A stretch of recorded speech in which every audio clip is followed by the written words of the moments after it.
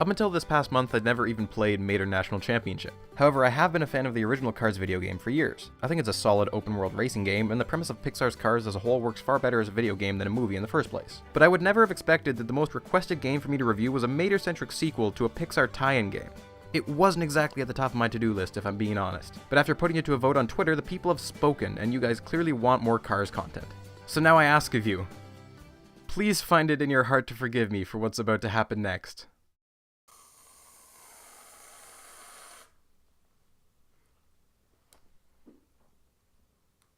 Hey.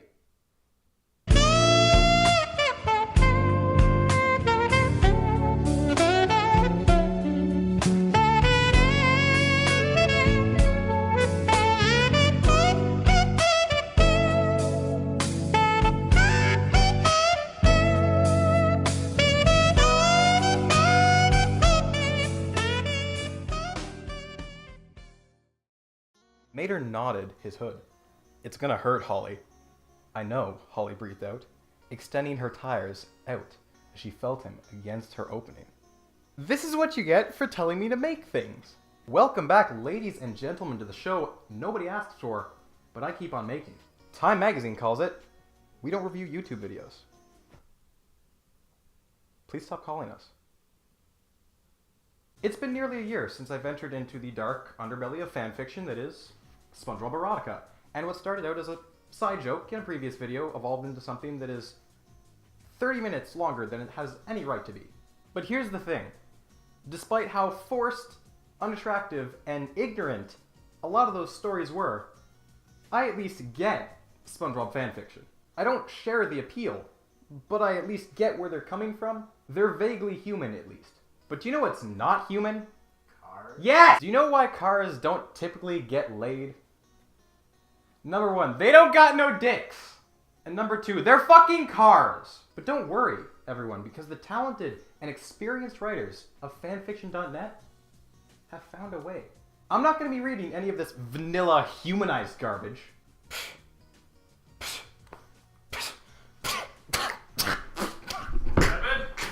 Oh shit. What do you take me for, an uncultured swine?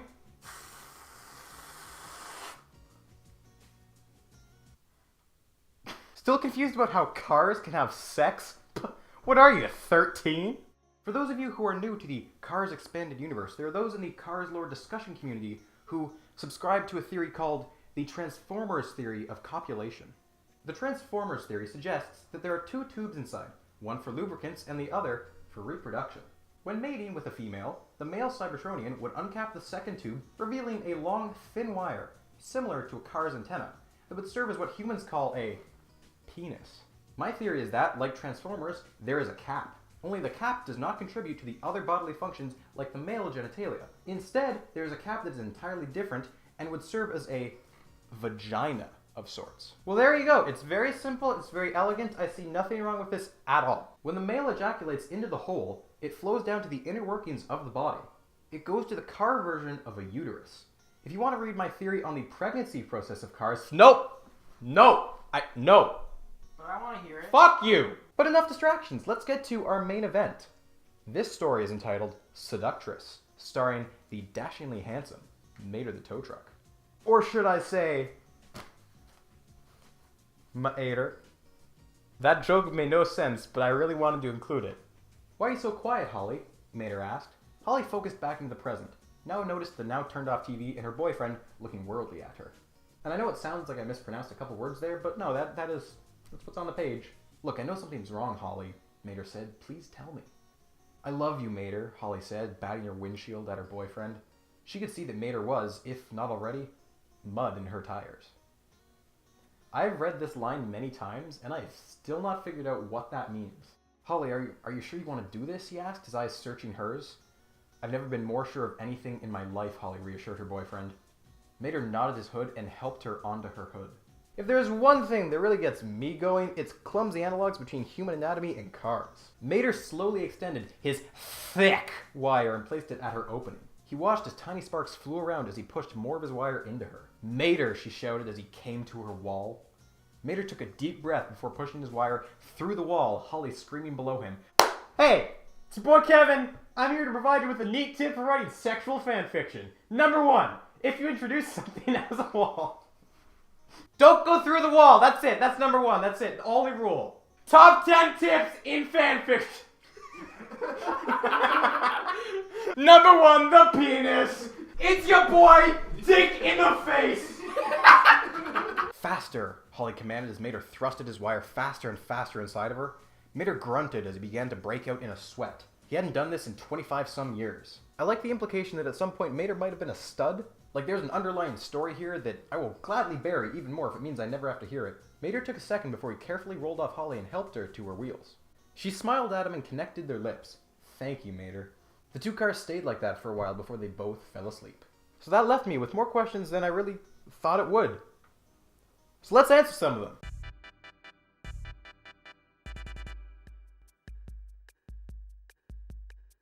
Welcome back, ladies and gentlemen, to a segment I like to call Questions That Should Never Be Asked, but I'm going to ask them anyway, so shut up and answer my questions. Otherwise known as QTSNEBABIAATASSUAAMQ. Okay. I'll be asking my friend Matt some questions about the Cars universe and what he thinks of them. Yes, go ahead. There we go. That was pitiful. I'm taking this back. Yeah. Okay, so my question for Matt today, and if anyone in the audience has any thoughts, if Matt can't come up with anything, feel free to chime in. So Matt, in the Cars universe, Yes. what do you think the equivalent of anal is? I would guess the exhaust. See, that's what most people would think initially, but one of the people who wrote the Transformers theory does not believe so, because they think that might be where the baby comes out, specifically. But it's too narrow. But you also need to think about, what is the difference between male and female cars? Do males not have certain parts that females do? Do they not have exhaust pipes? I would assume so. The show didn't, or the movie didn't really cover it. Yeah, it really did. No. So my thought is this: anal, because it's taboo, Okay, right? It's yeah. sodomy, like Yeah, absolutely, absolutely. butt sex. Yeah, no, there were cars killed over that in the medieval ages. Exactly. What I'm thinking is, in the Cars universe, what Yeah. must be considered taboo is the gas tank. Would you not think? Yeah, that's dangerous. I'm thinking, like, let's say that cars could die. Let's say that you get diesel in a non-diesel tank. Mm-hmm. That's like AIDS in the Cars universe. Yeah, it is. You could say it is motorcades. You could. So quite honestly, my biggest problem with writing this video is actually the fact that a whole lot of the Cars fanfiction I was reading is harmless. It's mostly just a bunch of kids writing about their favorite characters and wish fulfillment fantasies. Which is fine, actually. I'm glad they're doing something fun and it's creative. But you wouldn't believe how disappointed I was when I found out that Two Friends, One Cup was just a very unfortunately named title. But there is one author who stands above all the rest when it comes to lengthy Cars fanfiction. And worry not, because he is not afraid of delving into the terrible world of Cars Erotica. Fanfiction.net has an author who goes by the name of Grips.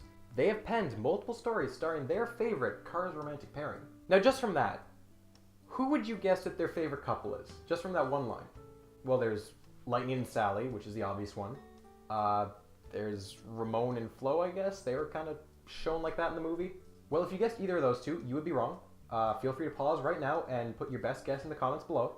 And I'm sorry to say that all your answers were probably wrong. This author's favorite romantic pairing in Cars is Sarge and Fillmore. If I can reframe this in more blatant terms, Paul Dooley and George Carlin. Man, thinking about those two together really gets your engines revving, doesn't it? So this absolute madman has written not one, not two, but 6 different stories of Sarge and Fillmore in various stages of heavily repressed gayness. But not just any kind of heavily repressed gayness. Heavily repressed gayness with a World War II backdrop. Perhaps the greatest tragedy of the 20th century, now with 100% more gay car sex. Maybe they're gone, whispered William's companion. The smaller Jeep watched, holding his breath as the other soldier moved inch by inch to look past the wall of cinder blocks, foundation, twisted metal, and mortar. At first, nothing happened. Then they simultaneously glanced down as something fell below the soldier's tires. "Get back here!" William bellowed, but it was too late. The grenade exploded, and as William watched the back end of the other Jeep, all he could see slumped weakly. Half of his hood had blown clean off, revealing the still working engine beneath, as well as the hideous inner view of his lipless teeth and cheekless mouth, gaping and dribbling. They made eye contact. the other Jeep still alive, before he let out a sickening gurgle and died, his eyes still staring. Man, nothing like drawn-out, brutal suffering to get me in the mood for a will-they-won't-they love story between two senior citizen automobiles. Even though Sarge rarely made any noise, it was easy to tell that he was enjoying himself.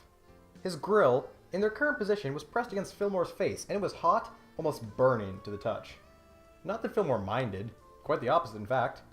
He only pushed himself forward even more, basking in the heat. To his delighted surprise, another noise of bliss escaped from Sarge, most likely without his permission. But Fillmore picked it up loud and clear, nonetheless. Fillmore smiled lazily, his own engine heating up. He wanted Sarge to make more noises like that. Bravely, he let the tongue run along the roof of Sarge's mouth. Sarge gave a questioning look, but Fillmore merely waited for him to comply. The Jeep did as requested and leaned himself against the slanted wall. Do you realize how many three-point turns these guys have probably made during the course of this sex scene? You want me to? He asked in disbelief, not caring that he was stammering. Fillmore squinted and merely smiled and nodded, like it was the most natural thing in the world. Come on then, dude, he urged. So Sarge did. He rolled up to Fillmore until they were about an inch from one another, and then, with a great amount of effort, lifted his front end completely off the ground. His wheels gripped Fillmore on either side of his face, just in front of his rearview mirror on one side. Carefully, inch by inch, he drove himself upwards until only his back wheels and Fillmore were holding him up. His front half in the air, clasping Fillmore's head with his wheels, and bringing Fillmore's mouth in line with what the fuck is this Cirque du Soleil bullshit I am reading right now. Like, they're cars. Did they have ropes? Did they have pulleys? Fillmore treated Sarge's driveshaft in the same manner as he had treated his wheels earlier, letting his tongue explore every spot and then moving along his back axle, sucking, licking, and kissing. All the while, Sarge's breathing quickened and his moans became louder and more frantic. He couldn't help but paw slightly at Fillmore's sides with his tires, which only urged the VW further. You know, you've been doing this for too long when you realize that a 1941 Army Jeep getting his ass eaten out by George Carlin is only an appetizer for what's up next. So, welcome back, ladies and gentlemen. This is my friend John. He is my second guest. Leading off the topic we were discussing with Matt last time, we're going to be talking about car STDs, but first, you need to. I will not let you on this show if you do not. That, was that down your crotch? Mm-hmm. You're just diving in there, aren't you? Okay, so any ideas for car STDs? Because we mentioned motorcades last time, but I think HI vehicle would be another prominent one. That's a good one. HI vehicle? That's clever. I like that one. As bad as it might be, it has to have a good name. Yeah, right? Exactly. Otherwise, how will it get public attention? Sure. So actually, my friend Charlie, who's not here right now, bless his heart, rip, he suggested rim job as one. Rim job as one. Couldn't that also be an actual thing though? Like you could have a car giving another car a rim job. Yeah, I feel like that's just like a legit sexual act, but for cars it's like slightly less sexual. For us it implies butts, but for like cars it just implies like no, that's a foot fetish in the car universe. So I got another one. This has no context. I'm just gonna say it. Spark butt plug. Oh well. I mean, there's that. I mean, the sparks will fly. Yeah. Like, do you think cars have sex toys? Like. Oh, absolutely. I mean, like. Oh well, like what we were discussing earlier. Yeah. With the exhaust port. I mean, that's an orifice. You find a way to fill that and make it pleasurable. Love finds a way. Well, yes, exactly. John, thank you for being on the show. Thank you very much. My good friend John Bon Jovi. So to end today's proceedings, I thought we would cap it off with what is quite possibly the best work of fiction in the English language, possibly even French. Lightning McQueen in A Rite of Passage. Lightning rolled into one of the dusk-lit cargo areas of the Piston Cup. His mind flashed back again to several different times these past few days that he's seen Chick talking to someone unseen in Chick's garage. Curious, McQueen decided to investigate to find out just who Chick was talking to, because he was suspicious the green race car was up to something questionable. He felt something move by his left back tire, but when he glanced back, nothing was there. He tried shaking it off and then froze as whatever it was began moving. Something moved along his undercarriage. A cold sweat broke out as he wanted to yell suddenly when he heard Chick's voice just outside. Lightning's oil raced in fear. So I know we're not at the juicy part yet, but I just wanted to jump in here because it was bugging me. His oil shouldn't be racing because the oil is supposed to be his blood, I'm guessing. Your blood doesn't race, your heart does. Like really, if I'm better at this than you, then what are you doing with your life? He heard the race car's voice from outside. Harvey? You in there? Hicks tittered and closed the door behind him. Have fun. His mind froze this time, trying to understand what was happening. It didn't help any when a part of whatever held his body slid under the front of his hood. What appeared to be the head of this, well, he couldn't call it a snake. A tentacle? There are two types of people in this world. Those who have not listened to Car's tentacle porn, and those who are watching this video. His eyes widened when he felt the tentacle drag itself along his drive shaft. Oh boy, what exactly was this thing up to? Do you know what my first thought is when an unknown tentacle is feeling up my shaft? Oh boy, wonder what he's up to. He shifted his tires, trying to move. His heart skipped a beat and his breath stopped when its intentions became clear. It pressed against his rear. His blood started pumping. Well, would you look at that? Cars do have blood. Look who's the asshole now. He gasped as the tentacle began to slowly coil itself around his growing shaft. This was so not happening. Which shaft are we talking about here, though? Drive shaft? Crankshaft? Prop shaft? Cars got a lot of shafts. Most of them don't grow. That's still okay. But I gotta know what shaft it is. The absurdly clear thought came to his mind that this thing must self-lubricate for it to be pushing inside so easily. I used to like this series. His tires twitched and his muscles contracted randomly and involuntarily from the waves of pleasure that shot through his frame. He was loud. Very loud. Like a race car revving at the starting line. Light suddenly blinded him as the garage door swung open and brightness flooded into the darkness. Lightning squeezed his eyes shut and both he and the tentacle froze at the sound of Doc's voice. Rookie? What in blue blazes are you doing in here? He was surprised, though, when the older race car began to chuckle. I see you've met Harvey. We're just giving this tentacle monster a name now. And that name is Harvey. Welcome back once again, ladies and gentlemen, to Kitsnababs the Asksmwak. New hit show on TSN. This is my friend Ben right here. Ben, how's it going? I'm here. Put this down your throat. All of it at once? Yes, please. Okay. So today on Kitsnababs Asksmwak, we are going to be talking about how cars get pregnant.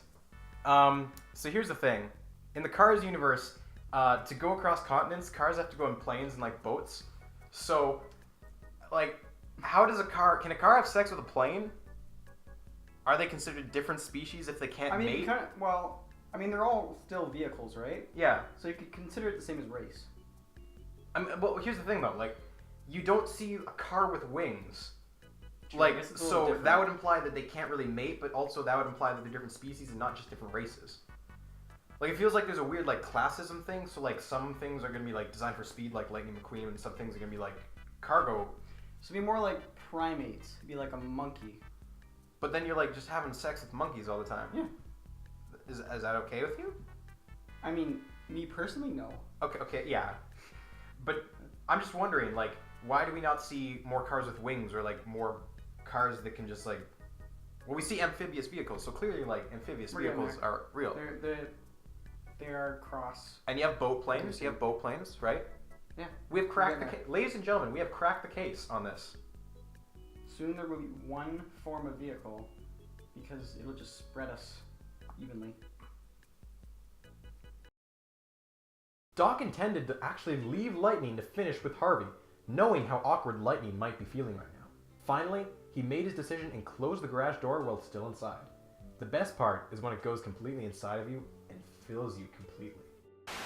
Did you know that? Paul Newman is an Academy Award-winning actor who portrayed Doc Hudson in the 2006 film Cars. He was a prolific philanthropist whose donations to charity include over $450 million, helping deliver safe drinking water to those in need, and organizing summer camps for children. The next few minutes will detail a talking car he portrayed, having sex with another car, voiced by Owen Wilson, having sex with a tentacle monster named Harvey.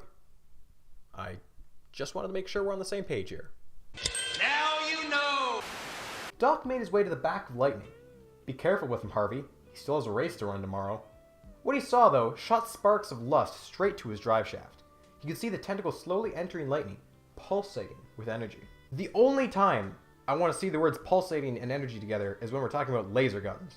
Lightning gasped again as Harvey suddenly released its hold on his shaft. It moved across towards Doc and began caressing him. Doc took Harvey in his mouth and sucked gently on it. Someone hold my hand!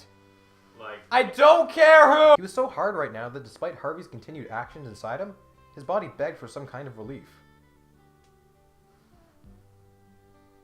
How's it feel? Lightning edged even closer towards the Hornet. He could almost taste his mentor's arousal. Boldly, he lifted himself up onto Hudson. A shock of pleasure went through him as he actually did this, mounting his own mentor. I used to feel pain, but now I feel nothing. He entered Doc, his member guided by Harvey. Oh good, a new body part. So is the member different from the shaft? Maybe it's like another kind of shaft. Maybe they have two shafts. Is it like how I have both an external and an internal dick? Just like how the true penis has been inside me all along. Wink. He could feel himself moving past Harvey now as he pushed deeper and deeper inside of Doc. His front tires tightened around Doc's sides in an effort to get more grip. Doc gasped and panted as he felt himself being filled like he hadn't been filled in years. He barely felt Harvey slip out of him and wondered briefly where the tentacle was off to. Harvey had pushed completely into Lightning, leaving none of its body exposed. When people write these stories, they do realize that tentacles don't just exist on their own, right? They're parts of other animals. Doc turned to face him and nuzzled the rookie. You sure you haven't done this before? And winked. So surprisingly, it's the word nuzzled that is making me the most uncomfortable here. Lightning gasped and panted, his engine now steadily whimpering at the overwhelming sensations that were now sending him over again and again, until Doc finally came himself, thrusting deep inside of him. Oh, I'm sorry, that's my bad. I missed the part where they switch places. Do you care? No. Cool. Let's move on. He gave a soft, tired gasp. How do you make it come out? Doc laughed. You don't. You have to wait till he finally gets bored of you. What? But I have a race tomorrow. Doc shrugged and patted him with his tire. I know exactly how you feel. Same thing happened to me. Lightning gave an exasperated sigh and leaned into Doc again. It's gonna be a long race.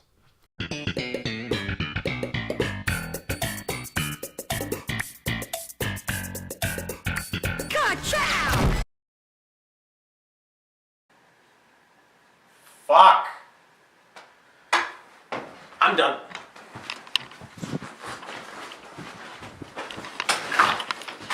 Fuck this.